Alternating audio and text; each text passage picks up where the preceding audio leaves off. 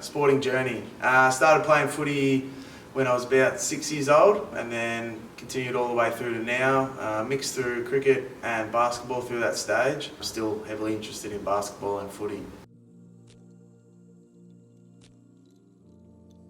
The thing that sort of interested me with strength conditioning was through my sporting career had a lot of injuries. Pretty much battled with injuries from when I was 14 onwards. Ended up having a pretty serious knee injury that put me out of sport for a while, and I spent a lot of time retraining my body essentially to move in a way that wasn't causing damage to my knees. Through that retraining, I suppose, I learned a lot about how biomechanics and strength can have a huge impact on not only the way that you handle injuries and prevent injuries, but also how effective and good you are at the sport you play. So basically once I went through that, I already had an interest in sport, and then thought of a way that I could basically try and help other athletes avoid the issues that I went through through my sport as a young fella.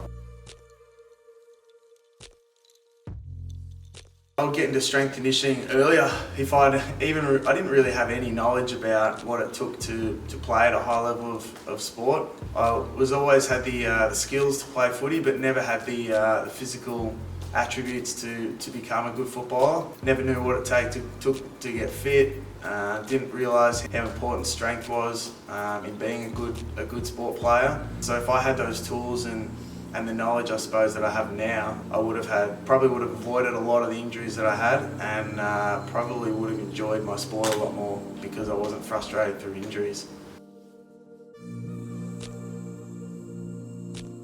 Firstly, working with qualified coaches, qualified strength conditioning coaches, led by Sam himself, who's incredibly well educated.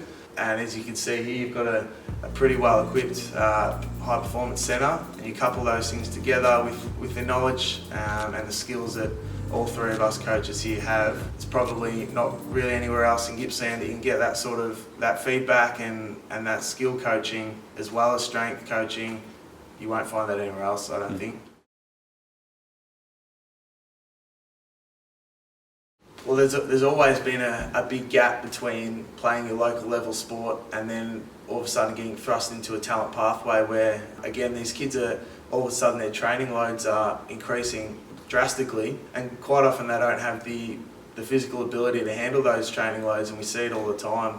Kids that playing multiple sports, a lot of guys that play footy and basketball, they're doing talent programs in both sports, all of a sudden break down with knee issues, tendon loading issues, because they haven't been able to access this sort of coaching and knowledge and this sort of facility to prepare their bodies for that next step in their sport. So control high performance, I suppose, is bridging that gap between your local level competition and then progressing into talent pathways and being able to manage those training loads as you get heavier and heavier in that sport. Just a good chicken schnitzel, veg, a bit of rice. Probably a trap bar dead. I'd love to see the Rockies.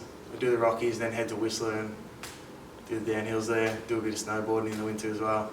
It's actually not one that many people know, but Joshy Whitaker was one of my uni lecturers and someone I keep in contact regularly. He's had a pretty big influence on my personal strength conditioning, as well as helping me learn a lot about coaching and how to apply it to sport. So yeah, that man's done a good job.